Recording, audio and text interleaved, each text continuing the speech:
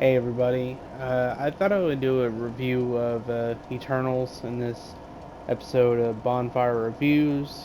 Um, I recently saw the movie, and yeah, uh, I mean, this movie was fucking weird. It felt like a discount MCU movie or something. Like it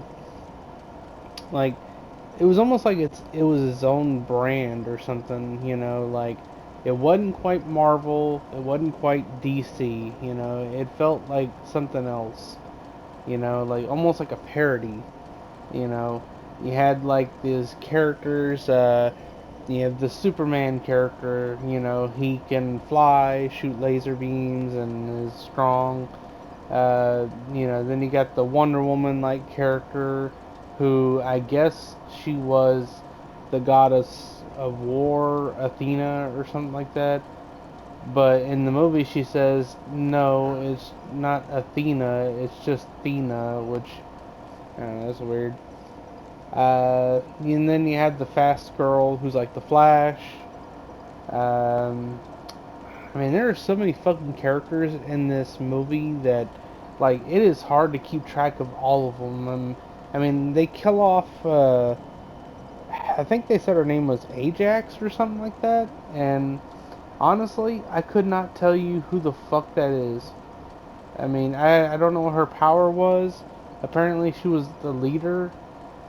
Okay, I think maybe she had regenerating powers, maybe, because I know in one part of the movie they talk about how a certain deviant gained the power of regeneration, so I'm guessing that was her power, but these characters are so weird. Like, they don't have enough time to, flesh them all out. We get a little bit of, well, we get a little bit of some of them, of these characters.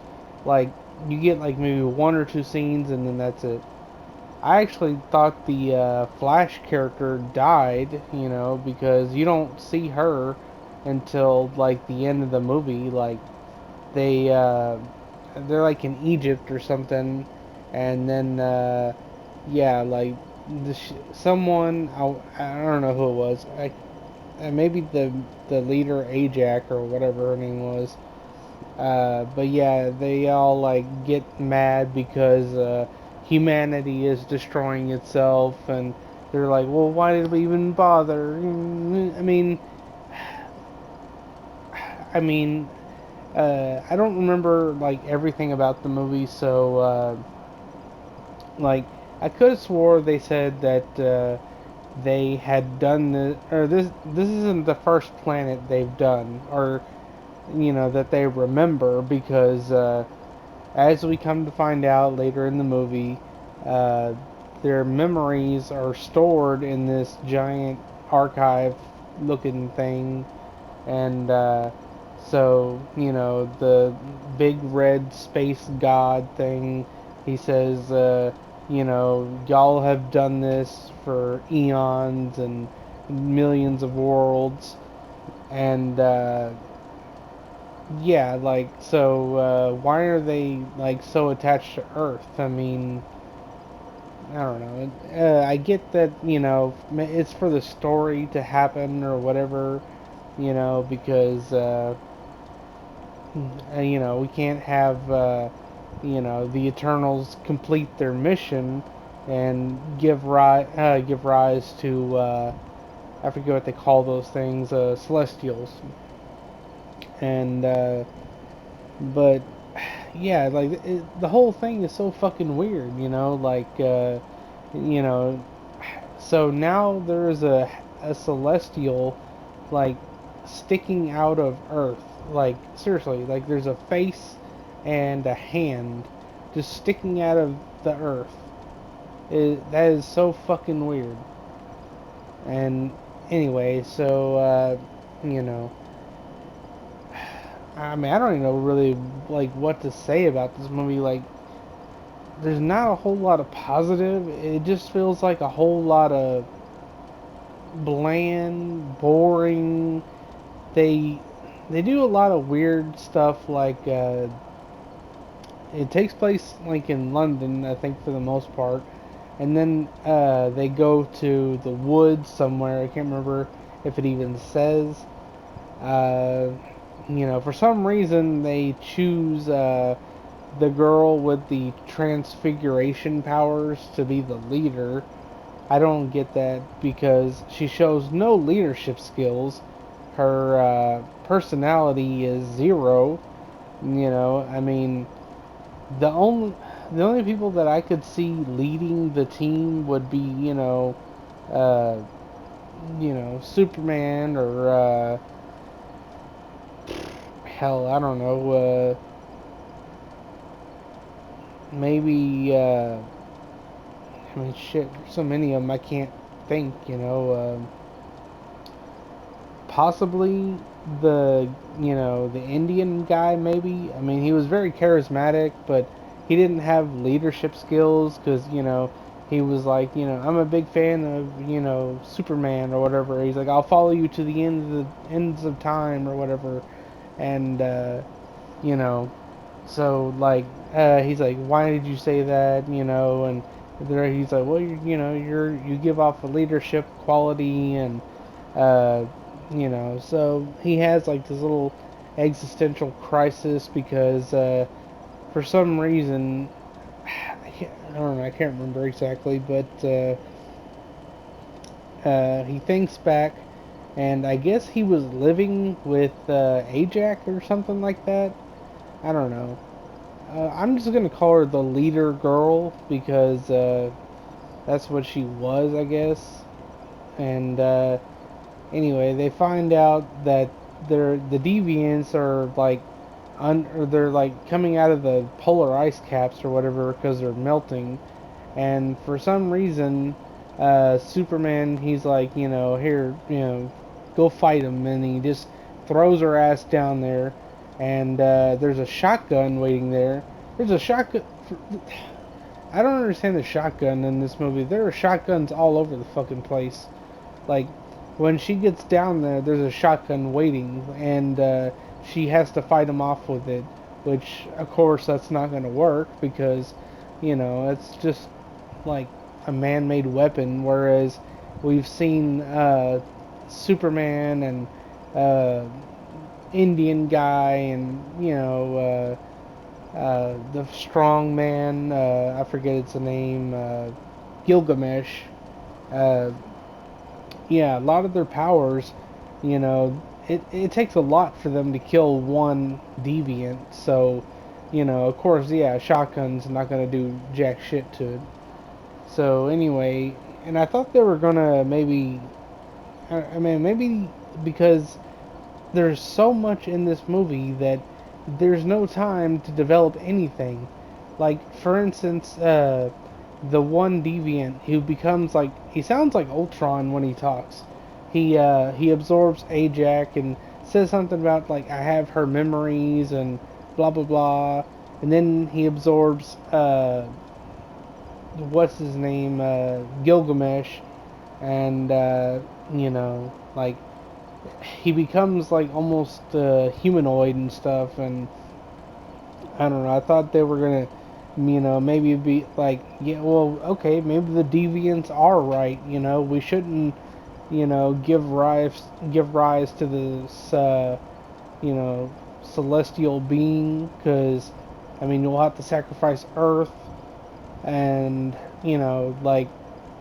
But then again, they say when you don't give rise to the celestial beings, you're killing billions of worlds. So, I mean, you know, I don't know. It's all just so fucking weird and confusing. So I guess by them stopping the celestial, they'll have to probably pay for their crimes because the red super celestial or whatever, he's like, y'all stop this, creation.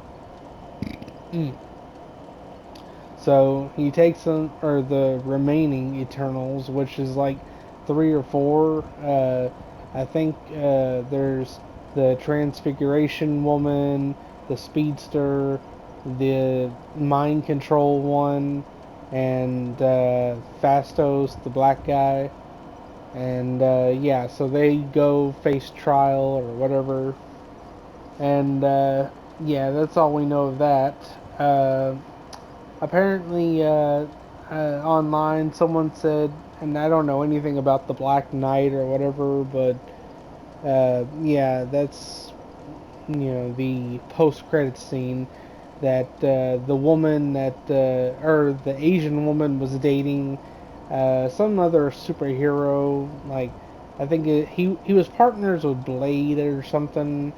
I don't know. This whole fucking I feel like this, like Eternals movie. Like, if you were to walk into like a, I don't know, like let's say a video store, and the Marvel MCU, like that's the video store. Like, you know, there's the hit releases like Captain America, Iron Man, all that would be up front. Those are your big releases, Infinity War, and then like they got the weird like foreign section, or hell, even maybe like just the weird movies, like, because you know how like when you go into a video store, there's always like some movies that you see but you never rent them.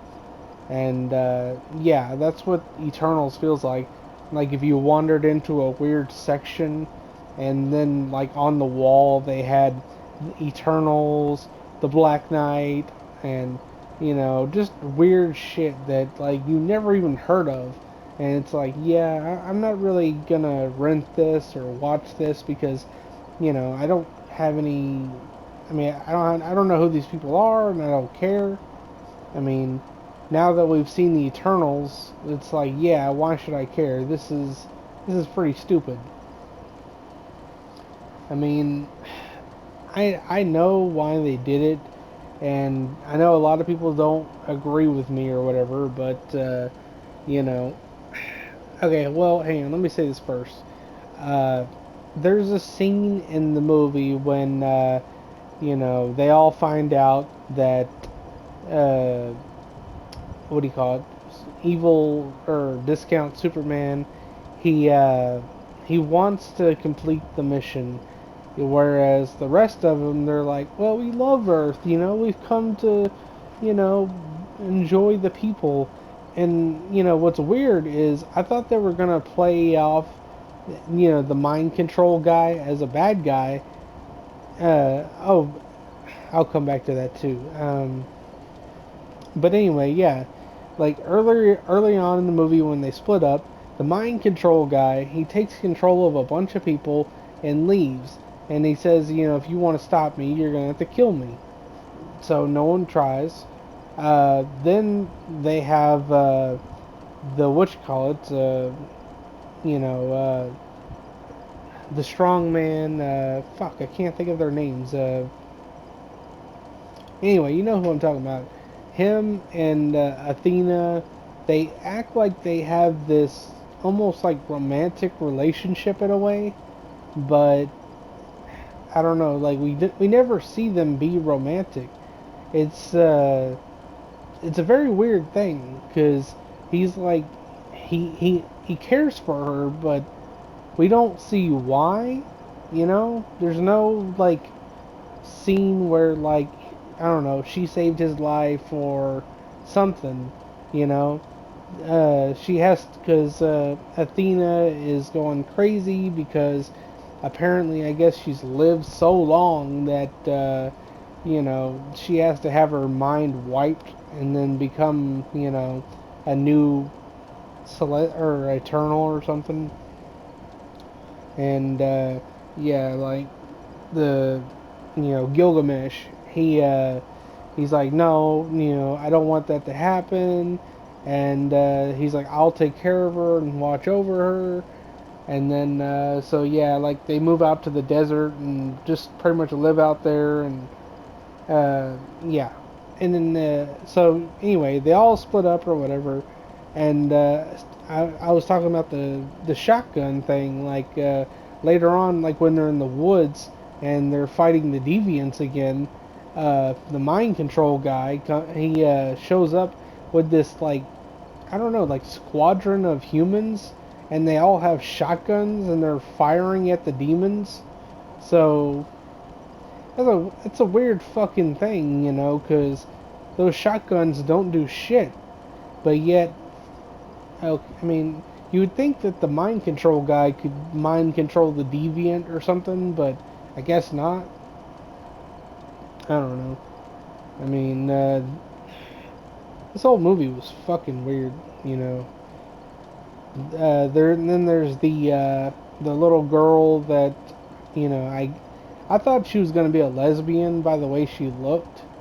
You know, she had like kind of the Loki powers where she could make illusions or whatever, and she was in love with Superman, and I guess Superman was in love with the Asian girls. So I don't know. The whole movie, like, there was a lot of like, I don't know, love triangle, and you know, oh, woe's me, you know, I can't have what I want. And then you know, what do you call it? The Flash girl, she decides to live in the spaceship for the rest of well, I guess forever, because she's, you know, we never see her after the Egypt scene or whatever. Uh, what else?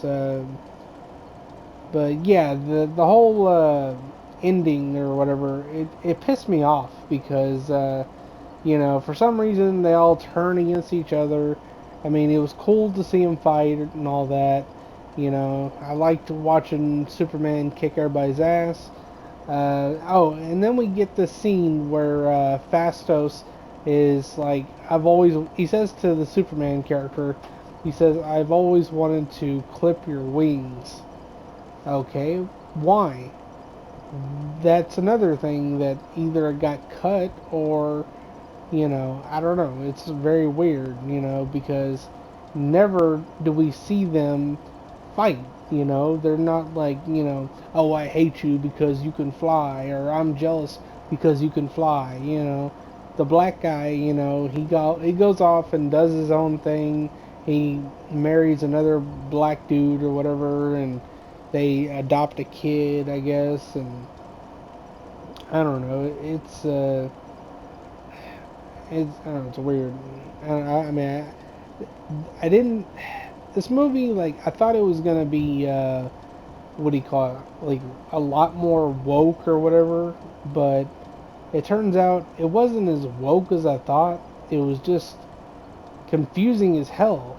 Like, I have no fucking idea, like, what they were going for or how this is supposed to tie into Marvel, except for the end, which, you know, where they bring in, you know, uh, I forget. I think his name is the Black Knight or whatever. I don't know. I don't know these obscure characters that much. I mean, Morbius, you know, that's about as obscure as I know. I mean, I didn't know the Guardians of the Galaxy when they came out, or you know, any of that shit. Because when I was younger, like, you know, the Spider-Man cartoon was on, and the Batman cartoon, and you know, and unless I saw someone on there that I knew about, then you know, I knew that character. But yeah, they never did like Moon Knight and all those other characters. And I know this review, yeah, it's a little all over the place. I'm just kind of like remembering from, you know, my memory or whatever. uh, I'm trying to think. Is there anything else? I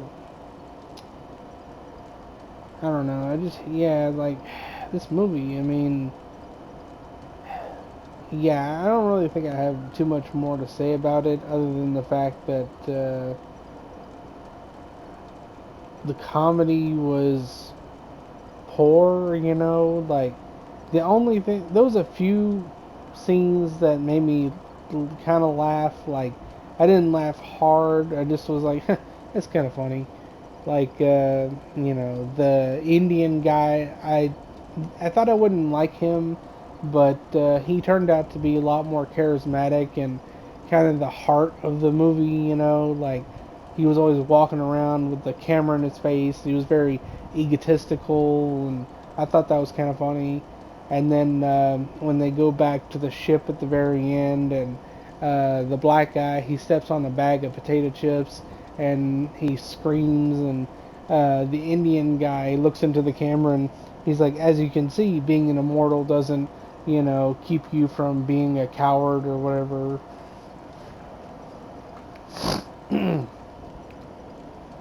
But yeah, I mean, oh, and this movie, like, it kind of makes Thanos out to be a good guy, which is weird.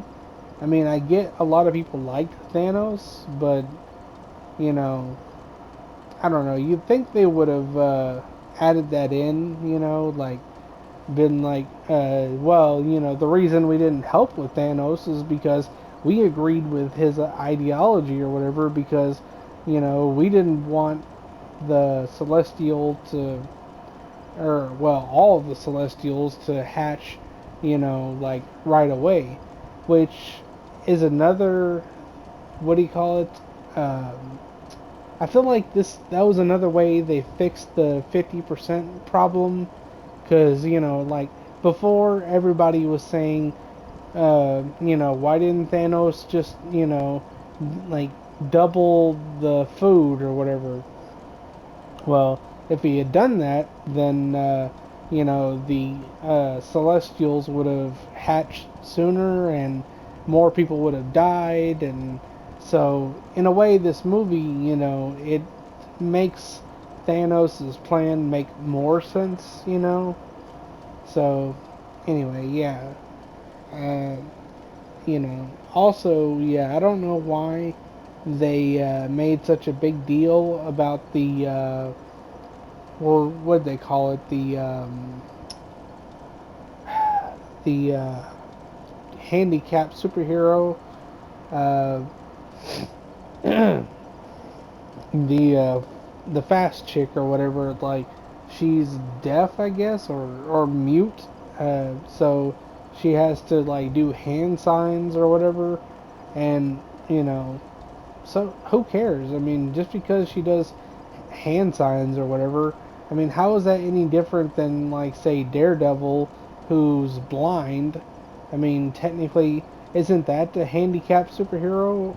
I mean, I'm sure I can probably think of some more given time. I mean,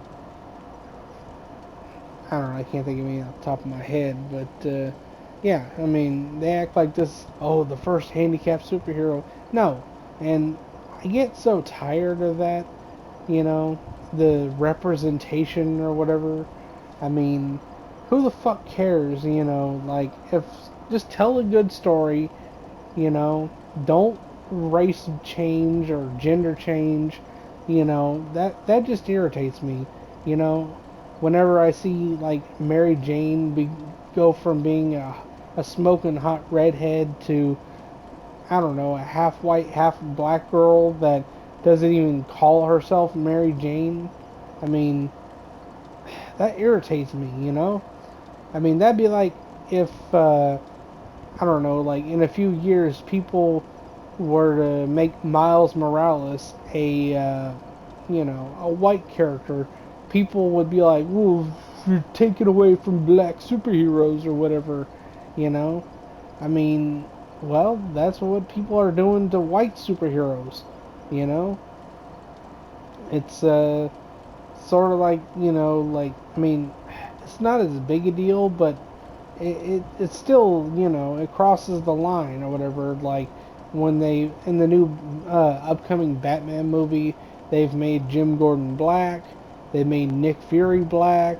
You know, just there's been a ton of characters that they have to fucking race change or gender change.